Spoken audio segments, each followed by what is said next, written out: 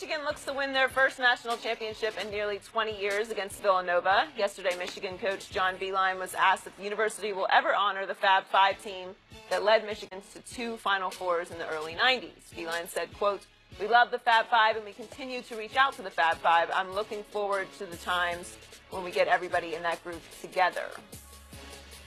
We're joined now by Rob Parker. Welcome, Rob. Good morning. What's happening? Good morning. Good morning. Rob, should Michigan honor the Fab Five? No way, no how. My question would be, honor them for what? Okay, and I'm not even talking about the scandal. What's the honor? This group of talented 5 freshmen, you know what they won? Absolutely nothing. 0. No Big Ten title, no Big Ten regular season, no championship, nothing. They got to 2 finals. They got to 2 finals and lost both times. Now, I get it. What Beilein's doing is embracing those guys. They got 2 high-profile guys off of that team, right?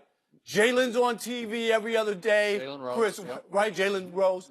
C. Webb, Chris Webber. He's on. I get it. It's a good thing. It is. Because those guys wind up having big post-playing careers. So I get it, why you would want to embrace them. But I don't understand, and I'm going to give you a radio story.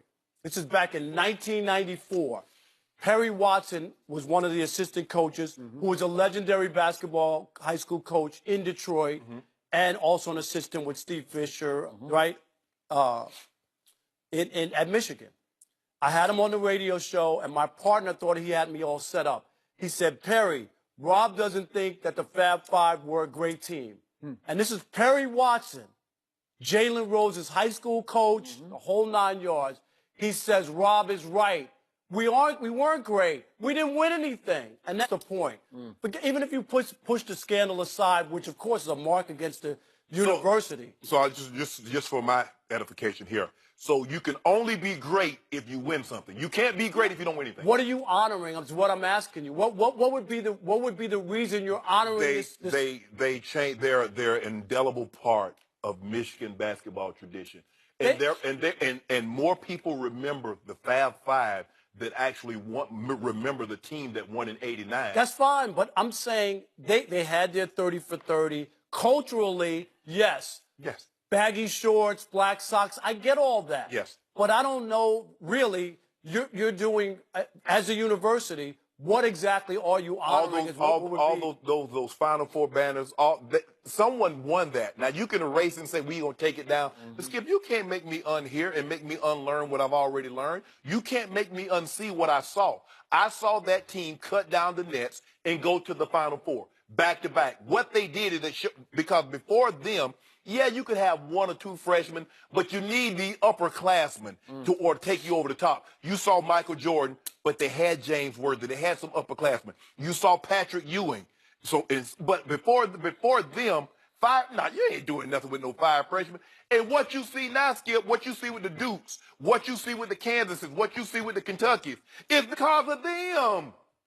That's what you see. That Fab Five, those freshman players. What would be? So you're honoring? You would say you would honor them for what? Their cultural or what they've done? I'm just asking you from 2 sides. Yes.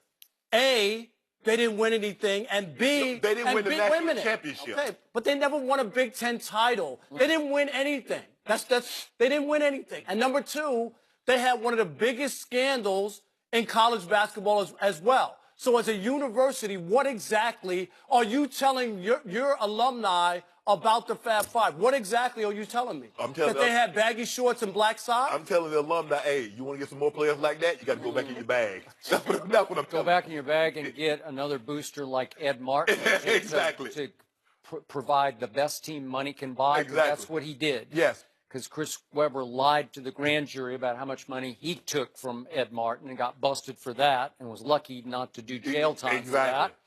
And Jalen Rose admitted to the grand jury he got pocket money from Ed Martin, whose name was also on the lease of Jalen's apartment, so that was a little shaky there. And then players came shortly after the original Fab Five were Maurice Taylor, Lewis Bullock, Robert Traylor. They all admitted they got lots of money Yeah. from Ed Martin. And I was in the middle of the SMU death penalty scandal, in which Eric Dickerson is our guy here on Undisputed, and Right. Craig James, and that was the best team money could buy in college football. And it fell one game short because Lou Holtz's Arkansas team tied that team at Texas Stadium late in the year, or it might have won a national championship, but it did not, to your point. And that team got the death penalty, and that program never recovered from the death penalty. So for me, because of this scandal going on, and by the way, Jalen Rose had the incident. I don't want to make too big a deal out of it, but when he was a sophomore, he was caught in the middle of a drug raid in a home, in which he said afterwards, he said, I was in that house, but I was there to help a friend. And somehow that came and went, right? And the Michigan people all said, poor judgment, yes, but drug user. Jalen absolutely was not a drug user. But there was scandal hovering over this team the whole time. And a school that I have high respect for, both academically and athletically, the University of Michigan, to go back and honor an era in which Michigan itself chose to vacate most of its wins from 1992 all the way to 1999 to avoid a death penalty. They self-policed, they self-punished, if you will.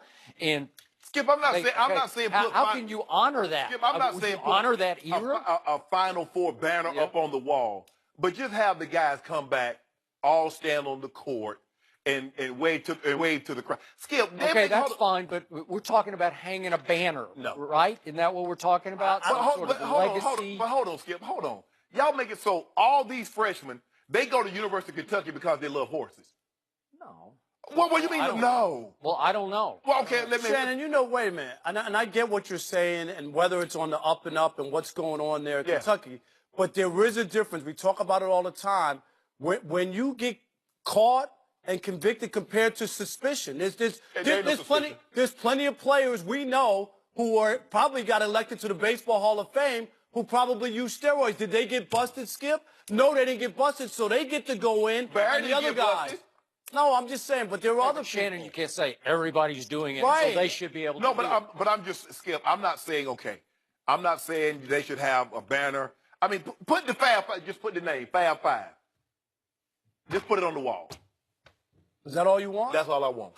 Well, But here, the problem is, I think Michigan is going to be harder for the Fab Five, the individuals, to get together than per se Michigan actually honoring them. I agree with you. That's the deal. That's the issue. Well, when Jalen did the 30 for 30, Jalen Rose, Chris Webber wouldn't even participate. Right. They don't talk. So I don't know if they're ever going to be able to, and they've tried. I remember the last time Michigan was in the Final Four, they tried to get them to sit together or whatever. Atlanta. Do you remember that? Yeah. And what did Beeline say? We'll keep offering, Yeah, but right. we're not sure they're going to because, accept. because it's funny. C. Webb lives in Atlanta. The Final Four that year was in Atlanta. he showed up, but he didn't sit with them. Do you remember he showed up and he did come, but I don't know. It seems like there's some deep wounds there. Right. I think because I think Chris Webber was the one who wound up, taking the brunt of it with the Ed Martin situation. Yeah. So just because these two are high-profile TV sports commentators, does that mean that's why you should honor them? No. The legacy was, and the 30 for 30 wasn't good. It was great. It was great, and it did very well. I mean, they already have their place in history. They do, and people know who the Fab Five are. But I don't think the university should get involved in that. Well, I want Jalen to go get those banners, hang them up at his house, put them up in his house? boys and girls. He got a boy. I mean, he does good for the children in his community. All right. Go hang them up in the gym your place. At his school, at his school that he has in Okay. Detroit. Yeah, That's there. fine. Rod, thanks for joining us. Is LeBron James just a stat stuffer? Yes. No. Yes.